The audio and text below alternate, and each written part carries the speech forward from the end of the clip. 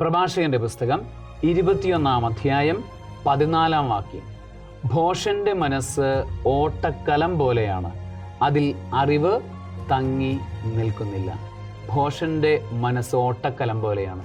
എന്തുമാത്രം ജ്ഞാനം അവന് ലഭിച്ചാലും, എന്തുമാത്രം പരിശുദ്ധാത്മാഭിഷേകം അവന് ലഭിച്ചാലും, എത്രമാത്രം ധ്യാനം കൂടിയാലും, എത്രമാത്രം വചനം വായിച്ചാലും, അവൻ അത് കഴിഞ്ഞെഴുന്നേൽക്കുമ്പോൾ വീണ്ടും ഭോഷനെ പോലെ പെരുമാറുന്നു. അവൻ ചേർത്ത് വെച്ചത്, സ്വീകരിച്ചത് മുഴുവൻ അവൻ നഷ്ടപ്പെടുത്തി കളയുന്നു. ഇങ്ങനെ നഷ്ടപ്പെടുത്തി കളയുന്നവനെയാണ് യഥാർത്ഥത്തിൽ ഭോഷൻ എന്ന് വിളിക്കുന്നത്. സ്വീകരിച്ചത് അതല്പമാണെങ്കിലും അത് ഹൃദയത്തിൽ ശേഖരിച്ചു വയ്ക്കാനുള്ള മനസ്സാന്നിധ്യവും അച്ചടക്കവുമുള്ളവനെ ഭോഷ എന്ന് വിളിക്കേണ്ടി വരികയില്ല. കാരണം അവനിൽ നിന്ന് കുറച്ചാണെങ്കിലും ഉള്ളത് ചോർന്നു പോവുകയില്ല.